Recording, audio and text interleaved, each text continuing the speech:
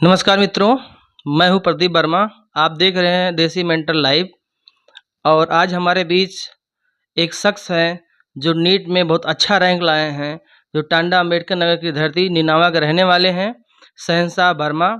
और इनके पिता का नाम है लल्ला वर्मा, जो केदार नगर में उनकी दुकान है, काफ़ी फेमस भी हैं। तो आइए हम इनसे चर्चा करते हैं, इन सफलता का राज क्या है। तो अपना जो है बताइए कि आपकी स्कूलिंग कहाँ से हुई है? हाँ, बता दो नाम। मेरा नाम शहंशाह वर्मा है। मेरे पिता का नाम मिस्टर लल्ला वर्मा है। मैं स्कूलिंग अपना RAB public school Ilfatganj Tanda Ambedkar Nagar से किया हूँ और ऑलमोस्ट मेरा पूरा स्कूलिंग वहीं से हुआ है। वन मतलब पीजी टू 12th तक। उसके बाद मैं अपना फर्दर स्टडीज़ के लिए बाहर। तो शहंशाह जी, आप ये बताइए कि आप कोटा में गए, ठीक है? कोटा जाने से पहले आप कानपुर कितने महीने रहे? हाँ, तो कोटा जाने से पहले हम 12th में ही मई के महीने में यहाँ से घर से निकल गए तो और दिसंबर लास्ट तक आ गए थे। मतलब 7 से 8 महीने तक हम कोटा मतलब कानपुर में रहे।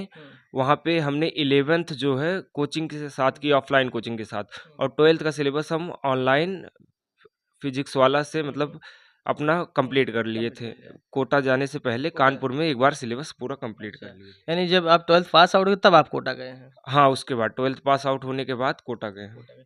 तो आपने अपीयरिंग कोचिंग किया होगा? हाँ, वहाँ पे अपीयरिंग हाँ, कोचिंग था। आफ्टर 12th पास हाँ, है ना? कोटा में अपीयरिंग कोचिंग एलएन में हमने किया 1 साल। हुँ, तो वहाँ पे मतलब पूरा एलएन का हुँ, सिस्टम के साथ फ़ॉलो करते गए। हुँ, अपना उनका क हुँ। मतलब टेस्ट शेड्यूल रहता है, हाँ, उसके हाँ। साथ हम फ़ॉलो करते गए हुँ, और लास्ट में तो काफ़ी मतलब कंजेस्टेड माहौल हो जाता है कोटा का भी।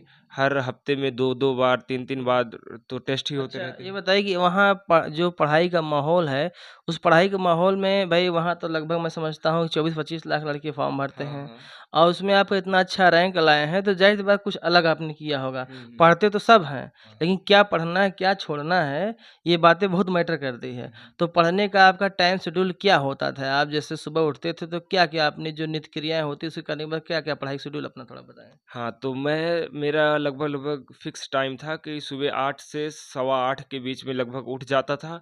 उस टाइम में उठने के बाद पहला काम 2 घंटे, ढाई घंटे पूरा बायोलॉजी की एनसीईआरटी पढ़ता था। उसके बाद फिर अपना आधा घंटे के बीच में फ्रेश होना, ब्रश करना, नाश्ता करना। उसके बाद फिर 11 बजे से लगभग साढ़े 10 से 11 के बीच से 1 तक वहाँ पे मैं पीछे का मतलब जो टीचर पढ़ाते नहीं थे, उससे पीछे का सिलेबस का ही चीज़ पढ़ता था। उसके बाद कोचिंग टाइम आ जाता था 2 बजे से लगभग 8:20 तक कोचिंग चलता था। वहाँ से आते खाना खा के मतलब आके रूम पे आते-आते साढ़े 9 बज जाते थे।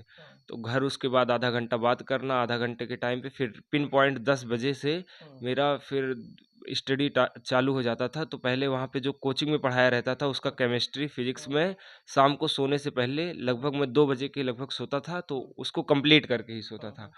और उसके बाद फिर 6 सवा 6 घंटे की नींद रहती थी, फिर 8 बजे उठ के फिर से बायोलॉजी का जो बचा रहता था वो पढ़ना रहता था। हुँ, हुँ। तो अच्छा, ये कोर्स आपका जैसे कंप्लीट हुआ, तो उस ड्यूरेशन में जो वहाँ टेस्ट सीरीज होता था, वो हाँ, टेस्ट हाँ। आप शुरुआत में कितने दिन टेस्ट होता था? फिर हाँ, बाद हाँ, में हाँ। कब टेस्ट की जो है नंबर ऑफ टेस्ट बढ़े किस तरह से हाँ, तो फिर वहाँ टेस्ट शेड्यूल कोटा क्या में था? जाने के बाद पहले तो 21-21 दिन पे हमारा टेस्ट होता था। पूरे लगभग दिवाली तक तो यही शेड्यूल था। एक हर 21 दिन पे टेस्ट होता था। बीच में कोटा में सुसाइड के केस बहुत ज़्यादा बढ़ गए थे, तो 2 महीने तक टेस्ट ही नहीं हुआ था। तो हम लोग को उसमें भी प्रॉब्लम हुई थी। फिर उसके बाद जब दिवाली के बाद सेकंड फेज़ तैयारी का चालू होता है, वैसे क माना जाता है कोटा में कि दिवाली तक आपका फर्स्ट फेज़ रहता है, सेकंड फेज़ दिवाली के बाद चालू तो रहता है। तो सेकंड फेज में test number of test weekly कितना होता था? हाँ, न वीकली में नहीं, पहले तो ये 21 दिन पे था, तो वो चेंज होके वीकली पे वो लोग करने अच्छा, स्टार्ट अच्छा। कर दिए। हाँ, फिर लास्ट के 2 महीने में अच्छा। हर तीसरे दिन पे टेस्ट होता था कोटा टेस्ट में। होता था। हाँ, एलएन का। अच्छा, टेस्ट आप देते थे, तो टेस्ट में फिर उसके बाद क्या जो कंटेंट व जो मटेरियल वहाँ देते थे, वही पढ़ते थे कि अपनी तरफ से भी कुछ आप पढ़ते थे? जैसे एनसीईआरटी या क्या फ़ॉलो करते थे या हाँ। प्रीवियस ईयर क्वेश्चन क्या पढ़ाई करते थे? हाँ, अगर पढ़ाई की मतलब माना जाए तो हाँ। किसी में नीट के ही एग्ज़ाम में बहुत बच्चों को पढ़ते तो सब हैं, हुँ, हुँ। लेकिन तरीका थोड़ा अलग रहता है, तो उसी के चक्कर में ज़्यादा टाइम लग जाता था। हुँ, 3-3 4-4 साल लग जाता है हुँ, तैयारी करने में। लेकिन मेरा जो है मैं 1 साल में लौट के आया हूँ। हुँ, मैं अपना एक्सपीरियंस से अपना बताता हूँ। हुँ। सबसे मेन चीज़ आपका होना चाहिए पूरे साल भर के लिए कंसिस्टेंसी। कन कितना घंटा पढ़ाई करते थे? हाँ, कंसिस्टेंटली मेरा लगभग 14 12 से 14 घंटा मतलब ये फिक्स रहता था। उसमें भी जो ज़्यादा जाता था 16-16 घंटे चले जाते थे लास्ट टाइम में।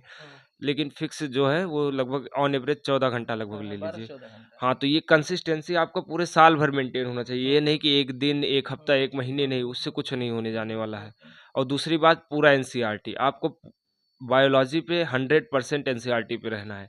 और केमिस्ट्री पे भी अब जो टाइम चल रहा है अभी तो काफ़ी ज़्यादा स्टेटमेंट वाइज़ क्वेश्चन आते हैं, तो पूरा लगभग-लगभग 100% केमिस्ट्री भी एनसीईआरटी पे रहना चाहिए और फिज़िक्स अपने टीचर का मटेरियल फ़ॉलो करो। मतलब और तीसरी चीज़ पीवाईक्यू। पीवाईक्यू को अगर प्रीवियस मैं ईयर क्वेश्चन। मानता हूँ कि अगर आपको कम समय में अच्छा रिज़ल्ट लाना है तो पीवाईक्यू से बढ़िया कुछ नहीं है। पीवाईक्यू आप मतलब? पीवाईक्यू मतलब प्रीवियस ईयर क्वेश्चन। इसको आप जितनी बार नंबर ऑफ टाइम्स एक बार लगाने से 2 बार लगाने से कुछ नहीं होने वाला है। मतलब वो केवल फ़ॉर्मेलिटी की तरह हो जाता है। अच्छा, ल लगभग आपने कितनी बार पीवाईक्यू आप लगभग कितनी बार किए थे? पीवाईक्यू हम पूरे साल में तो 8 से 10 बार लगभग कर लिए थे। आई होप कि सबसे ज़्यादा रोल इसी का रहा हाँ, होगा हाँ। पीवाईक्यू का, है ना? हाँ, अगर कम समय में अच्छा रिज़ल्ट आपको चाहिए तो प्रीवियस ईयर क्वेश्चन आपको मस्ट बी कई बार लगाने, एक बार से कुछ नहीं होने जाने वाला। तो अच्छा, ये लास्ट सेशन में आप लगभग कितना सोते थे और लास्ट टाइम आप पढ़ाई का क्या स्टेज है? Last time last last month में? हाँ, लास्ट मंथ में मेरा ये सोने का शेड्यूल जो था मैं मतलब साल के स्टार्ट से लेके पेपर के 1 दिन पहले तक मेरा फिक्स था 6 घंटा, सवा 6 घंटे। मतलब उसमें कोई प्रेशर एक्स्ट्रा प्रेशर नहीं लेना कि अपना नींद कम करो, फालतू का टेंशन लो, उसमें कोई दिक्कत नहीं। मतलब अगर आप कंसिस्टेंस हैं तो उसी पे अपने टिके रहें। और लास्ट के मंथ में ये रहता था कि हम उस टाइम पे तो 3-3 दिन पे एलन का टेस्ट सीरीज रहता था और उसके अलावा हम फिजिक्स वाला का ऑनलाइन टेस्ट ले लिए थे, तो लगभग हफ्ते में 5 वार टेस्ट हमारा पड़ जाता था। और टेस्ट का ये भी रहता था कि हम फिक्स टाइम ये रहते थे जिसमें नीट लेता है, एनटीए लेता है नीट का पेपर, वो 2 बजे से 5:20 पे लेता है। तो हम भी टेस्ट हफ्ते में 5 दिन उसी टाइम पे फिक्स टाइम पे देते थे, 2 बजे से 5:20 के टाइम पे। और कंसिस्टेंटली लगभग हफ्ते में 5 टेस्ट हो जाता था लास्ट के महीने में। हुँ। अच्छा। अच्छा, एक चीज़ और बताएँ कि आपका जो पेपर अटेम्प्ट करने का तरीका क्या था?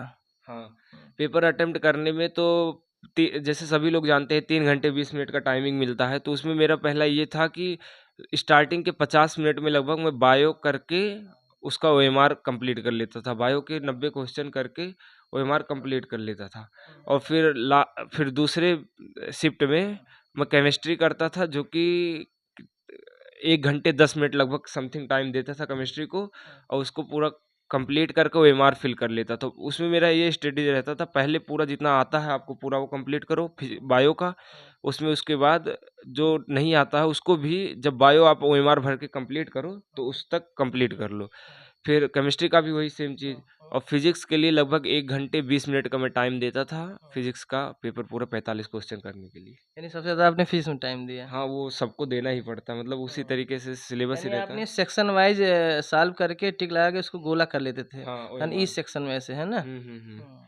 तो तो ये रणनीति आपकी रही है। हाँ, ये रहती है पूरे तो साल। यही रणनीति आपकी टेस्ट जो सीरीज़ कोचिंग होता वहीं यही रणनीति वहाँ भी अपनाते थे, यही स्ट्रैटेजी कि अलग था कुछ? पूरा मतलब साल भर हर एक टेस्ट में मेरा सेम सेम, स्ट्रेटजी। हाँ, सेम हाँ, रणनीति आपकी थी, है हाँ, ना? पूरा मतलब वही जो कंसिस्टेंसी है वो बहुत मतलब वो फ़र्क डल आता है उसका।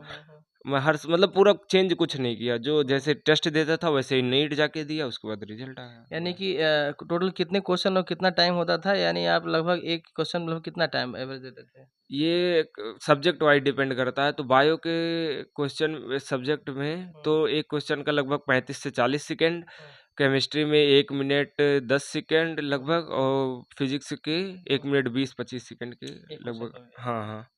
यानी 200 क्वेश्चन और 200 मिनट में आपको ये काम करना होता हाँ, था, है वो ना? होता है 200 क्वेश्चन अच्छा, 200 चलिए मिनट। बहुत-बहुत बधाई हो। और हम ये कहना चाहेंगे कि ये बताइए कि आपको ये जीत मतलब ये हासिल करके जो इतना अच्छा रैंक लाए हैं, आपको कैसा लग रहा है? और इसका श्रेय आप किसको देना चाहते हैं? पहले तो बहुत ही अच्छा लग रहा है, सबको अच्छा ही लगता है मतलब बड़ा काम करके। हाँ। तो और इसका श्रेय मैं मम्मी-पापा, अपनी बहन को देना चाहूँगा और उसके साथ-साथ मेरे दोस्त लोग, रिलेटिव लोग, मामा लोग, मेरे बुआ लोग, मतलब काफ़ी ज़्यादा सपोर्टिव है माहौल। और कुछ मेरे मतलब दोस्त तो सब सपोर्ट करते ही थे, लेकिन 2 दोस्त मेरे थे कोटा में जहाँ मैं रहता था, तो वो लोग हमेशा साथ रहते थे। मतलब वो एक जैसे कहा जाता है, अगर मम्मी-पापा के बाद सबसे ज़्यादा कोई सपोर्ट किया, तो वो लोग, क्योंकि वो हमारे साथ रहते तो वो पूरा कंडीशन जानते थे, खाते टाइम भी मतलब साथ में रहते थे, कोचिंग भी साथ जाते थे, तो उनका बहुत ज़्यादा रोल था। अच्छा, टीचर क्या रोल था आपकी लाइफ हाँ, में? टीचर का ये रोल था कि मतलब टीचर का जो टीचर पढ़ाते गए, टीचर को फ़ॉलो करते जाओ। अगर मतलब वही बात है कि अगर कम टाइम में सफलता पाना है तो टीचर को एकदम अच्छे से फ़ॉलो करो। मतलब कोई भी टीचर, मेरी समझ से ऐसा नहीं होता कि जो टीचर और माँ-बाप कभी भी बच्चे को गलत राह नहीं दिखा सकते। अगर उनको आप फ़ॉलो कर रहे हैं तो डेफ़िनेटली उसका बेनिफिट आपको अच्छे से मिलेगा। समझ तो रहे हैं? लल्ला साहब ये बताएँ कि जी। आपका बच्चा इतना अच्छा रैंक लाया है, जी तो सर। आपको कैसा महसूस हो रहा है? बहुत अच्छा महसूस हो रहा है सर। तो हाँ। गाँव में आपकी बड़ी नाम बड़े चर्चे हैं केदारनगर में, है ना? जी, जी सर। और लोग बधाइयाँ, मिठाई दे रहे जी होंगे, सर। है ना? जी सर। तो इस बच्चे ने आपका बिल्कुल नाम रोशन कर दिया कि जी। अभी एमबीबीएस करेगा, है ना? जी सर, हाँ। बच्चा होनहार था, शुरू से इसका नाम जैसा शहंशाह था, सहसा उसी था। तरह काम ये किया। हाँ, और हमने शुरू से इसको इंग्लिश मीडियम में पढ़ाया हाँ। पूरा इंटर तक, जी, जी, जी। और अपने रास्ते से चलते हुए मतलब अपना नाम रोशन किया। अच्छा। तो शहंशाह भाई आप बताएँ कि एमबीबीएस करने के बाद आप आगे क्या पढ़ाई करें? एमडी करेंगे, हाँ, एमएस हाँ। करेंगे या डीएम क्या पढ़ाई हाँ, करेंगे? एमबीबीएस के बाद मेरा मतलब एमडी करना है, मेरा टारगेट जो है हाँ, एमडी करना है न्यूरोलॉजिस्ट से। अच्छा। उसके बाद फिर आगे डीएम डिग्री लेनी डीएम है। डिग्री आगे हाँ, स्पेशलाइज़ेशन, है ना? स्पेशलाइज़ेशन करना है, डीएम करना चलिए बहुत-बहुत धन्यवाद हमसे आपसे आपने इतना अच्छा कीमती समय दिया बात करने के लिए। आप दोनों लोग बहुत-बहुत शुक्रिया। है। धन्यवाद। धन्यवाद। आपका भी बहुत-बहुत धन्यवाद। धन्यवाद।